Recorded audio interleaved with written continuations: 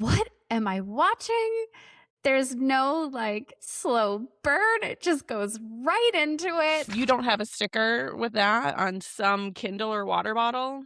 I Do you? don't. I don't yet. Okay, we will get you one. I don't watch porn, I read it like a lady.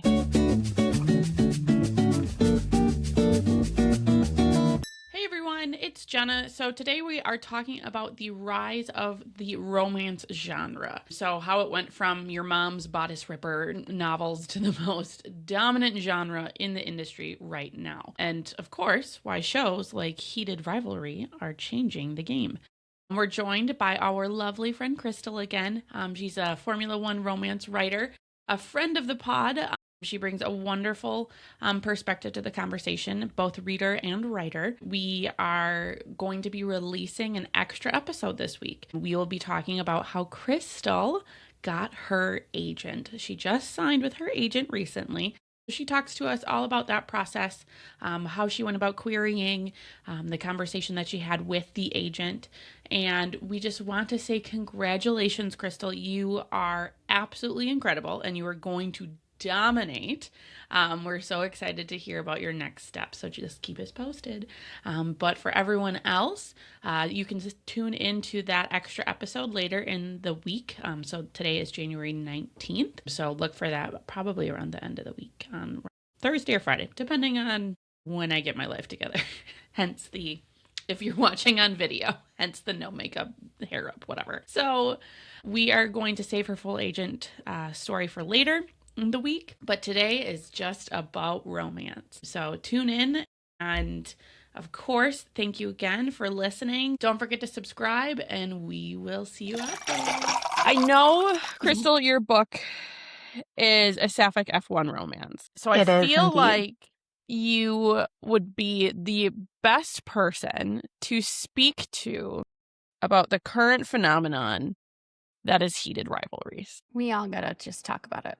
We're going to talk about it. We're going to talk about how it was a book and then it was a really unique show that wasn't even supposed to be on HBO. And God bless the Canadian government.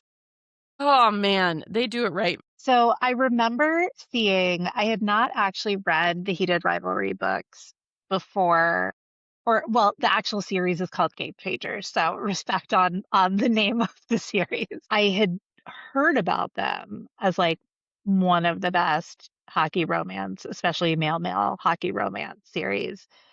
Um, but I hadn't read them myself yet. And I remember when when the announcement that it was being produced came out, the big draw for me was Jacob Cherney, who is the show's co-creator and director of a bunch of the episodes. I think he wrote some of the episodes. And I knew from Letterkenny. And so it was produced by this company in Canada called Crave, which also produced Letterkenny. And then uh, they did early deals for distribution to various countries, and HBO Max is what is showing on in the US. This series dropped, the first two episodes dropped Black Friday in the US, so the day after American Thanksgiving, because Canada has a different Thanksgiving. And the internet exploded in a united consensus like I have very rarely seen before, especially about a book to TV adaptation. Where there Yes. was like no qualms about it. It was just like None. elation. Especially after the third episode. For me, episode 3 is truly where it turns from, okay, this is a fun show that is sexy and the leads have great chemistry, to this is art and this is like exactly how you want someone to adapt your books. Yeah. Understanding like these are the important things about this story. Like, yes, Shane and Ilya are the headlining couple of this whole series, but these characters' story is very important. And the confidence it takes to, in the third episode of 6 episodes of a brand new series, to completely pivot. And like, you don't even see the two characters that you've just been getting us invested in for like 20 minutes into the episode. It was the episode that hooked me, I think. Yeah. And Jenna and I were even texting about this because it was like, to me, I'm not like a big romance reader. I'm just kind of dipping my toes in. And so I was like, oh, like everybody's watching this. I got to watch it. And I'm like, what am I watching?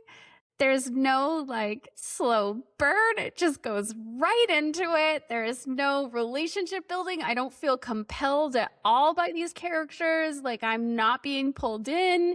And then I get to the third episode and I was like, all right, I love this. Like I'm going to keep watching because here's my compelling storyline. Like here is two people that are both very likable, that you're rooting for, that you want to like make it. And also PS Hunter, what's his first name again? Scott or Sean? Scott Hunter. Scott Hunter. Smash. Smash. Yeah. Any day of the week. I mean, like the other couple, like I don't like either one. They both like don't have that. I don't know. I'm just not rooting for them as hard as I am. And yeah, exactly. But theirs is a true love. But then It is. I love how after you get done with episode 3, it's like just like any other relationship, no matter what the gender is. Any relationship can take any kind of form and it can grow in any kind of way. And I think I also really liked, like you said, Kate, like I was like really hooked after that because all the misogyny was gone. Every single piece of it. And that's why I think like as women, we liked it so much. Like if you look at the audience segmentation, I'm pretty sure there's a large amount of female viewers because there was no misogyny. There was no, you have to fit into this mold of what a relationship is. Like there is no role that you need to fulfill. And I think about so many different books that people are reading right now and not being controlled of like what you want or what you need your role to be in the world around you and your relationships and your like partnerships is so refreshing. It's like that's what we're all seeking, and especially in the romance genre. Even though like executives, whoever makes those decisions thinks that the public is not ready for these relationships to be represented in a big way or like in a mainstream media is so wrong. So wrong. Here's a great example of women and men being compelled by the same story because these are universal themes and universal feelings and universal everything. Like, you know, so like it's them telling us we're not ready. It's them telling us that they don't want to publish these stories because you know, like it's not going to sell or like, you know, it's too niche or whatever it is. Clearly it's not. And I'm grateful for this series to really show us that like, it's fine. Like we all enjoy it. And it has gotten some, oh, it's just smut. Oh, it's just that gay hockey show, which first, it's a queer hockey show. One of the leads is bisexual. He's not gay. Thank you very much. Like character wise. 2, the episode that, other than the third episode, the episode that has the most universal praise that also is art, like the last 5 minutes of it are just art to me, is episode 5. Mm-hmm. And that is the episode with the least sex in it. But the sex is crucial to the character development of Shane and Ilya to get to the point that they're at the end of episode 5. Mm-hmm. Because so much a part of their journey is like, okay, this started as just hookups. This started as just sex. Like there was nothing deeper to it. And there couldn't be anything deeper to it because of the careers that they're both in. Mm-hmm. And you slowly through the series see that breaking down in little ways. And the fact that episode 5, which is where their relationship really turns from physical to emotional, that episode has the least sex in it, is completely intentional, I believe. Like, I haven't necessarily heard Jacob Tierney speak on that specifically, but I would say that is 100% intentional. So then I beg the question of romance isn't smut. And No, it's not. it's not. Like, we joke about it all the time. You're like, I don't watch porn, I read it like a lady. But it's It's also cliterature, but that's one of my favorite ones. yeah. You don't have a sticker with that on some Kindle or water bottle? I Do you? don't. I don't yet. Okay, we will get you one. I need one. I need Yeah, one. that's merch But number, yeah, our but first it's merch idea. but it's also like romance means sex is part of the story and the character arc. It's not part of the entertainment space solely. Yes. And Yeah. Yes. when And the thing is, we have a different term for when it is just smut. That is erotica. When Yes. you can yes, take the emotional side of the relationship out of the story, that is erotica, which is also a fully formed, valid genre of its own. right. But a lot of these books that people call erotica or call smut, they're just romances with open door sex scenes. Oh, thank God. Yeah, and that serve the plot line and then Yes. are written in a way we want to read them and Yeah. that like we enjoy. But I think, yeah, it's never for the sake of just like throwing it into the story because it's going to sell books or whatever it is. Um, what I think that I've always been like a historical fiction reader, or like this is like I said, I'm dipping my toes into the romance world. You guys are way more well versed on romantasy and like romance than I am. But there was, and I feel like it was recent, but there was a shift in your mom's romance novels to romance novels today. I don't know where that shift happened. Maybe you guys know where that shift happened, but I feel like one day, like I would see like the guy shirtless with the cowboy hat on that was like a real kind of like looking picture and associated that with romance. And now you see like these cute, like kind of almost like animated book covers that are like adorable. That and that's the romance now, but also Outlander is the romance. And I think once I found out my grandmother was watching Outlander, I was like, there's been a shift. Are you going to go history lesson, Jenna, or Yeah. shall Oh, I? I will. Because I I will did start some you. research. Yes. Okay. This is really Okay. Okay. So it really, I think, based off of the research I saw and like the stats that I'm seeing, it comes with the new wave of feminism. It's not overnight. It's not like everyone becomes okay with it. I think it's women, female writers being more of the authors out there. Female writers, as well as, if you look at statistically, men are reading less and less fiction every year. And and us women are like, fuck yeah, fiction. So it's in conjunction. It's kind of like almost like a rebellion, I think it started off as, of like the bodice rippers. That's just like, because any other form of visual pornography or visual anything to do with sexual anything for women was frowned upon. So they went to what they could get, and that was a paperback from their library. And there's literally still a section in my local library that is labeled bodice rippers. And I'm just like, yes. That's a librarian that's having some fun. When millennials started to become one of the primary demographics in media consumption. If you look at TV shows, if you look at movies, when millennials start to have the buying power, we're the ones that are putting the dollars to it. And I think statistically speaking, if you look at the sales, how many units? In 2017, there are 21.5 million copies of romance novels sold.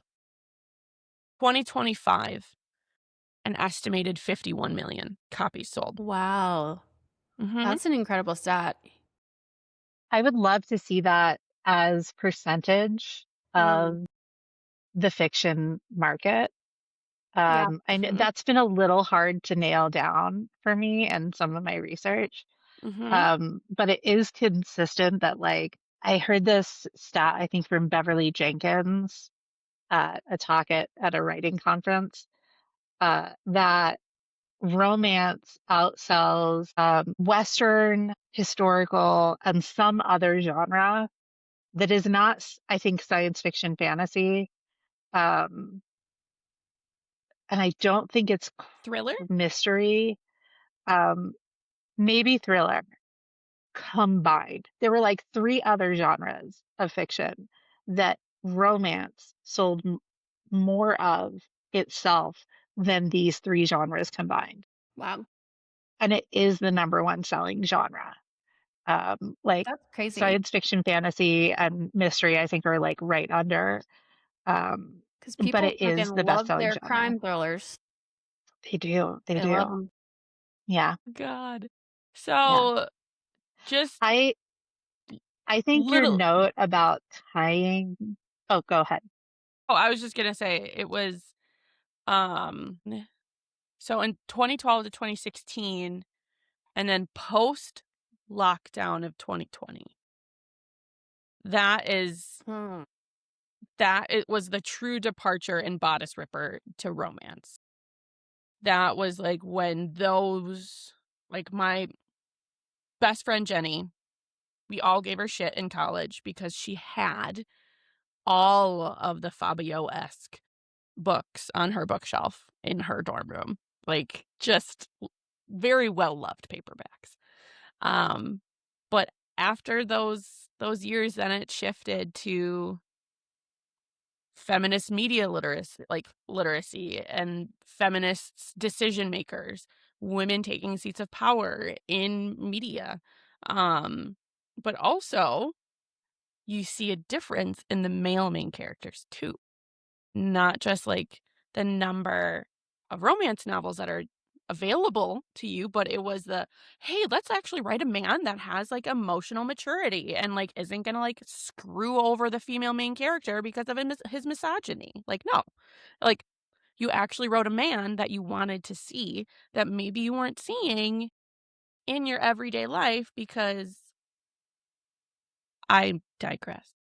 No, 100%. I agree with you. Like, one of my favorite contemporary romance writers is Jessica Joyce, and she needs more flowers than she gets. She's like solidly in the mid list right now. But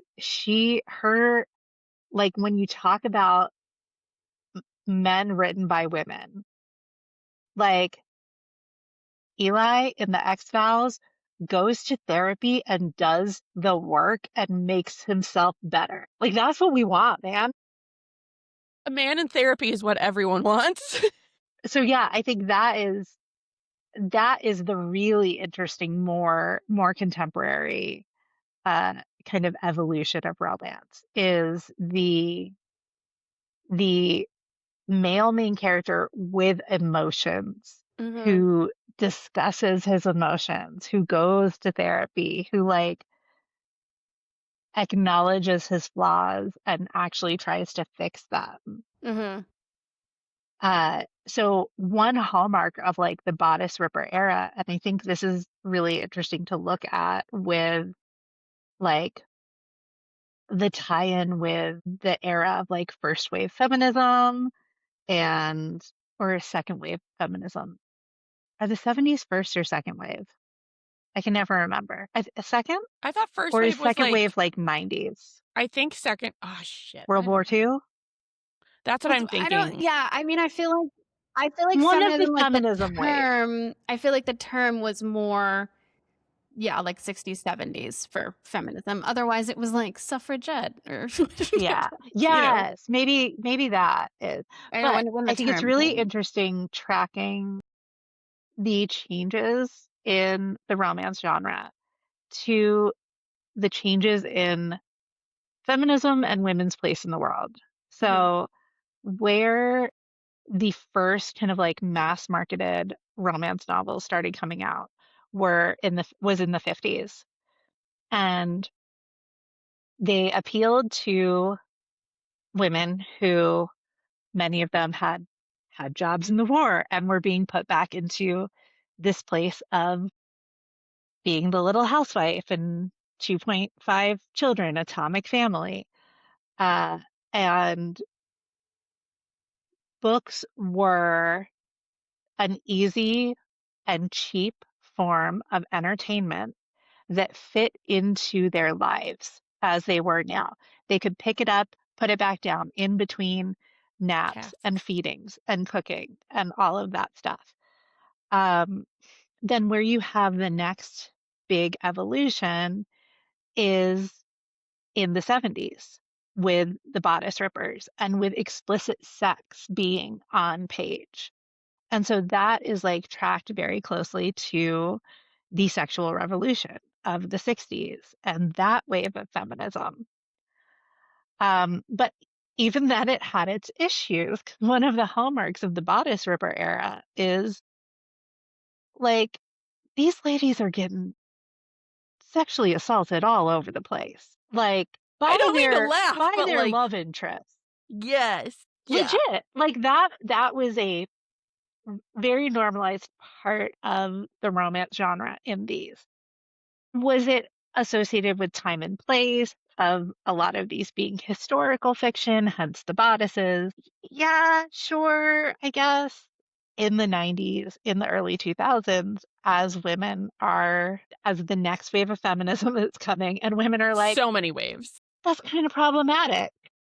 Kind of bet. problematic. Like, It doesn't align don't with my values and modern sensibilities. And so that's where you start getting the shift from historical romance to contemporary romance. And that's where you get Danielle Steele and Nora Roberts, and they were like, I think, Yeah. 80s into 90s. Nora But Roberts. that's where you get that kind of wave of romance. And so now what we're seeing in contemporary is again another evolution of society and not just feminism, but equality in general. So we are seeing more racially diverse romance novels. We are seeing more uh, gender diverse, more sexuality diverse romance novels. Like we are seeing a full gamut of the readers of romance be represented in the romance in a way that they never have been before. And so I think that is why, because the genre has just continued to evolve as its readership has evolved and grown, I think that's one of the reasons why it's such a high selling, such a consistently relevant genre of books. Yeah, that's such a good way to put it. It's consistently relevant, but adapting and growing as society adapts and grows, and it truly reflects our new roles in society, women in the workforce, like you said, like all of the diverse representation that is included in them now is a direct, I mean, and that's what art is supposed to be, right? A reflection of where we are as a society. And so it totally makes sense. Now, there's still a lot of problematic issues. And Always. there are many a great article written by people who know much more than I do and are much more attuned to these, particularly on kind of like anti-feminist underscore of racisms in cowboy romance and hockey romance in particular. I've seen called out. A lot of sports romance in general has kind of still very like patriarchal structures because most sports are male centric. And so most of those are heterosexual romances, or at least straight passing couples in those. And they are, the male is the athlete and the woman is very rarely also an athlete or also kind of at the level that the man is in those. Yeah. Like if she has a job, it's reporter, it's Trainer. PR for the team, trainer, which like these are valid professions. I don't want to make it sound like these are not valid professions. Right. But for those to be like the most empowered representation of women we get in those main couples is a problem. Because like a lot of it is like other player's little sister. Like, Yeah. yeah, That's such a good like point. Yeah. give the women more agency here. We're getting deep in this episode. I know. God, we are. We've been very reflective recently in our episodes. We're gonna go back to drinking games next week. Great. God. Yeah, if you want pure just stupid laughter, episode 2, it's fantastic. But also, we're women who can do both. We can do fun. We can do like Yes. researched and like thorough, intelligent Yeah. takes. Oh, We I think this contain is such a topic right multitudes. now, and I'm so glad that we're covering it in this way. But I want to pose this question to you, and while you're thinking about it too, Crystal, like I want to pose the question to listeners as well. Like, are you working on a book that you feel like is where like romance might be headed, or like what are your feelings on this topic, and what are you writing about, or what are you doing to also contribute to the genre? Plug it.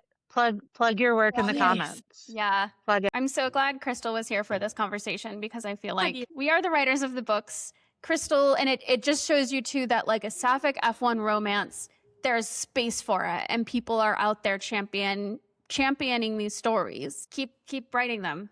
Keep writing them. Kate, what do you like to read? Yes. Not in romance, just in general. What do you like to read? I like historical fiction. For romance, I just like an easy read. I like to like disappear into something I'm going to read really quick and enjoy it like I would a Hallmark movie at Christmas. I'm going to recommend Amy Awards. I also want to be able to like drop the name or the writer of this book in a room and have people be like, "Oh, she reads." Okay, well, I was going to recommend The Cock Down the Block, so maybe not that one. She's caught up on her reading. Stop. It's like a whole series that she has of like double entendre titles, and they're all based around like a football playing family, and she's a local Colorado author. But they are delightful, and they all have plus size heroines, and so these are great books. Yeah. No, But yeah, maybe not one. I mean, if you want a Amy Award, it is Amy Award, Cock Down the Block. Maybe not one you want to drop the title of at a dinner party unless you're me and you want to just like go all in and make sure people know what you're about. yeah, who's like a romance author that I don't know, that just like kind of everyone knows. Yeah, Sarah Adams is very like Hallmarky, but the characters have depth. I love her When in Rome series. Is it Carly Yes. Carly Fortune? I just started. Which yeah, one did Carly you just Fortune. start? No, I just started In Your Dreams. I have that. It's on my I shelf. almost bought that the other day. Yes. It's the fourth in a series. I don't think you need to read the other 3 before it, because it's just like connected standalones. But I think it probably adds something because she's been laying the seeds for this relationship throughout the other three books. But yeah, When in Rome is great to start with. It's so Okay, delightful. It is. And then, yeah, Carly Fortune is also a really good one.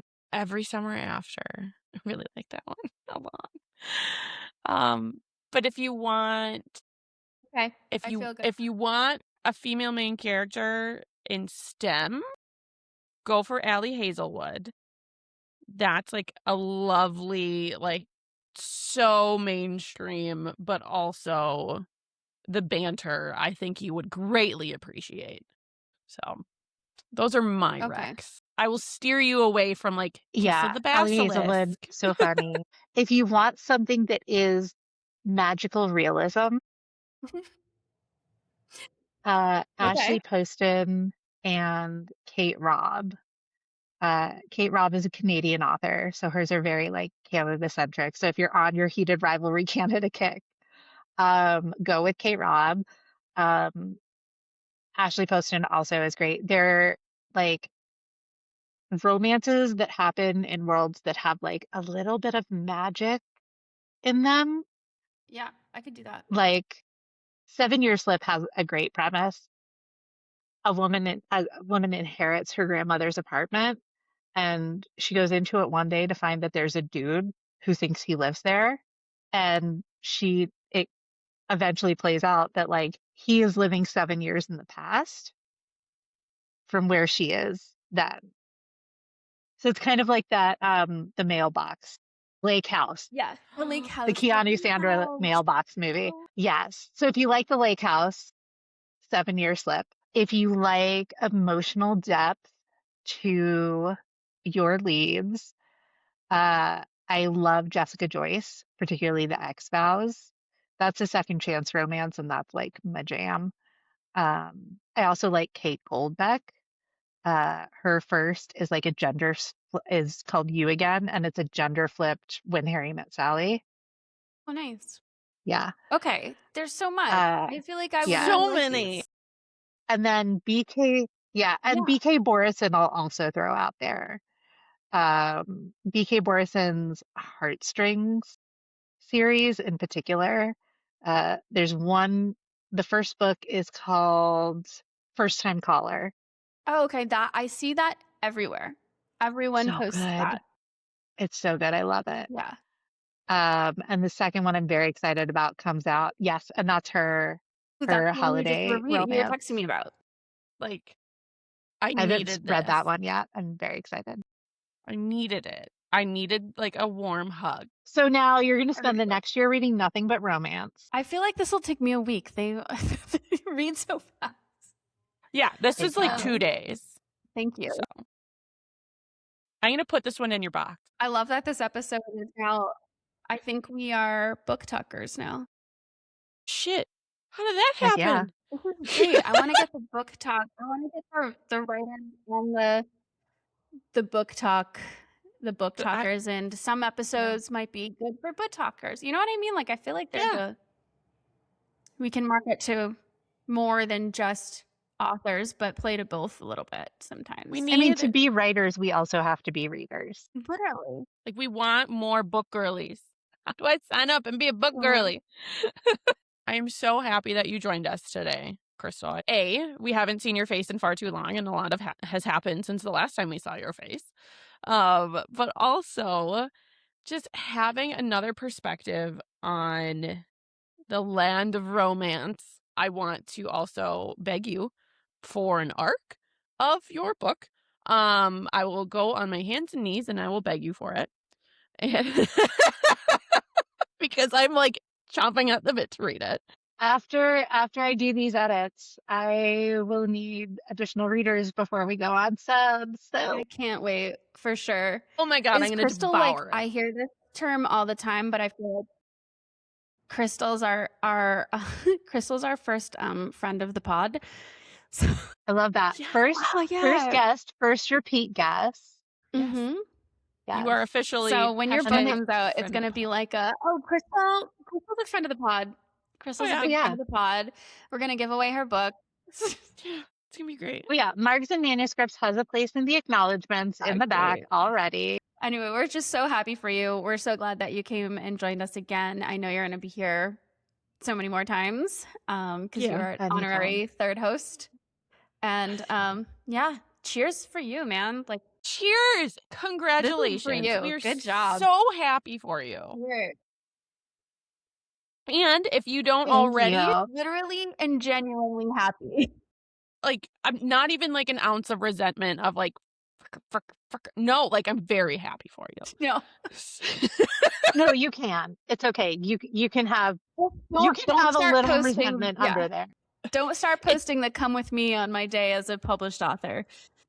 No, then we have problems. I promise. Then I'll be. So if you don't already, follow Crystal on Instagram. Yeah. But also, if you are an agent, if you are an editor, if you are a reader, if you are a writer, if you like books, just follow us. Because we love you and you're follow great. These ladies. I'm just going to point all directions because I don't know where you'll be on the screen. Follow these ladies.